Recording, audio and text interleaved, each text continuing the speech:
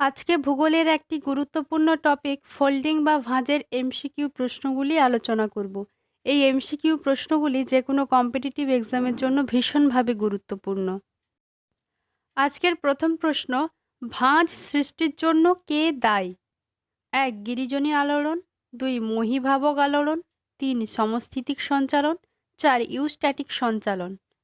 Answer গিরিজনী আলোড়ন। পরবর্তী প্রশ্ন, সাধারণত ভাঁজ কোন শিলায় সৃষ্টি হয়? 1. পাললিক শিলা, 2. আগ্নেয় শিলা, 3. রূপান্তরিত শিলায়।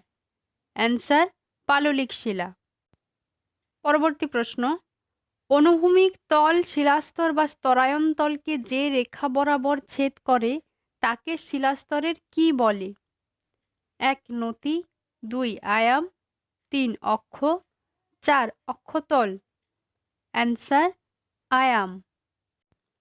নেক্সট কোশ্চেন, যে ভাঁজের দুপাশের বাহু সমান কোণে দুদিকে হেলে থাকে এবং দুটি বাহু সমান দৈর্ঘ্যের হয় তাকে কি বলে?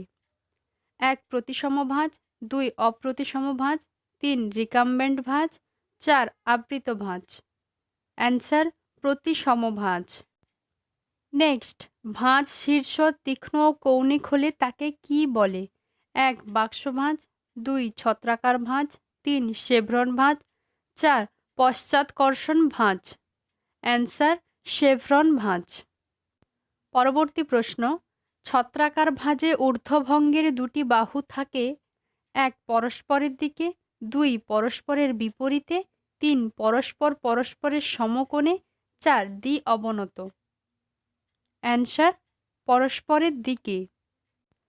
পরবর্তী প্রশ্ন, বাহুদ্বয়ের অন্তঃস্থ কোণের মান 30 ডিগ্রি এর কম হলে তাকে কি ভাঁজ বলে?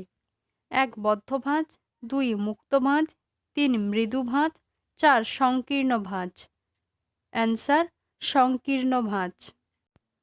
নেক্সট কোশ্চেন, যদি ভাঁজের ঊর্ধ্বভঙ্গ ও অধোভঙ্গ প্রায় সমতল প্রকৃতির হয় তাহলে তাকে কি বলে? 1. শেভরন ভাঁজ, 2. বাক্স ভাঁজ, 3. ছত্রাকার ভাঁজ, 4. একনত ভাঁজ। অ্যান্সার বাক্স ভাঁজ। নেক্সট কোশ্চেন, দার্জিলিং হিমালয়টি কোন ভাঁজের উদাহরণ?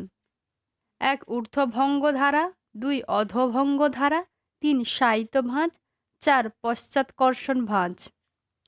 অ্যান্সার শায়িত ভাঁজ। পরবর্তী প্রশ্ন, গঠনগতভাবে আরাবল্লী পর্বত কোন ভাঁজের উদাহরণ? 1. ঊর্ধ্বভঙ্গ ধারা, 2. অধোভঙ্গ ধারা, 3. ন্যাপ, 4. শায়িত ভাঁজ। অ্যান্সার অধোভঙ্গ ধারা। নেক্সট কোশ্চেন, ঊর্ধ্বভঙ্গের প্রকৃতি কেমন? 1. উত্তল, 2. অবতল, 3. দুটোই, 4. কোনোটি নয়। অ্যান্সার উত্তল।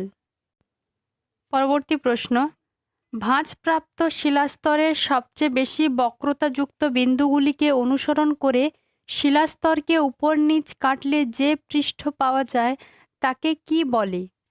1. ভাঁজ অক্ষ, 2. অক্ষতল, 3.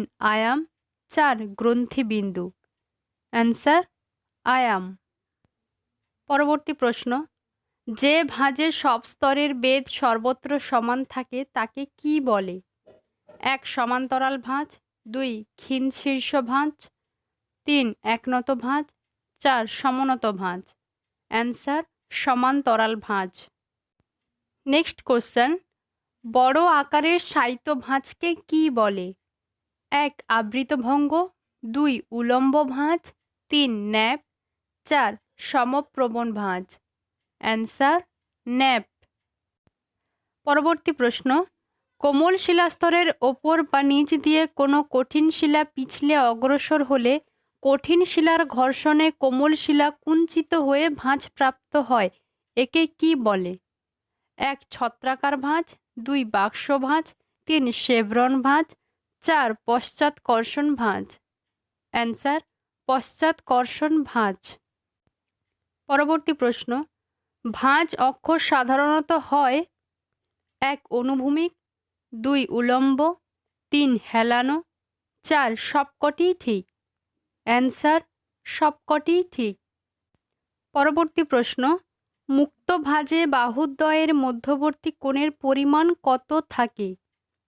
1 30 ডিগ্রি এর কম, 2 30 ডিগ্রি থেকে 60 ডিগ্রি, 3 60 ডিগ্রি থেকে 120 ডিগ্রি, 4 120 ডিগ্রি এর বেশি। অ্যান্সার 60 ডিগ্রি থেকে 120 ডিগ্রি। পরবর্তী প্রশ্ন, প্রতিসম ভাঁজের ক্ষেত্রে নিচের কোন বক্তব্যটি ভুল? 1 দুটি বাহুর দৈর্ঘ্য সমান হয়, 2 দুটি বাহুর নতির পরিমাণ সমান হয়, 3 অক্ষতল তির্যক হয়, 4 সংকোচনকারী বল ভাঁজের দুদিকের বাহুতে সমানভাবে পড়ে। অ্যান্সার অক্ষতল তির্যক হয়। পরবর্তী প্রশ্ন, অপ্রতিসম ভাঁজের ক্ষেত্রে নিচের কোন বক্তব্যটি ভুল? 1 দুটি বাহুর দৈর্ঘ্য অসমান, 2 অক্ষতল তির্যক, 3 দুটি বাহুর নতি সমান, 4 এই ভাঁজের দ্বারা ভৃগু গঠিত হয়। অ্যান্সার দুটি বাহুর নতি সমান। পরবর্তী প্রশ্ন, মৃদু ভাঁজে দুটি বাহুর অন্তস্থ কোণের মান কত? 1 30 ডিগ্রি এর কম, 2 30 ডিগ্রি থেকে 60 ডিগ্রি, 3 60 ডিগ্রি থেকে 120 ডিগ্রি, 4 120 ডিগ্রি এর বেশি হয়। অ্যান্সার 120 ডিগ্রি এর বেশি হয়। আজকের ভিডিওটি এই পর্যন্ত। যদি ভালো লেগে থাকে তাহলে অবশ্যই চ্যানেলটি সাবস্ক্রাইব করে পাশে থাকা বেল আইকনটি প্রেস করে দেবেন। আর অবশ্যই লাইক কমেন্ট শেয়ার করতে ভুলবেন না। ফিরে আসছে একটি নতুন টপিক নিয়ে।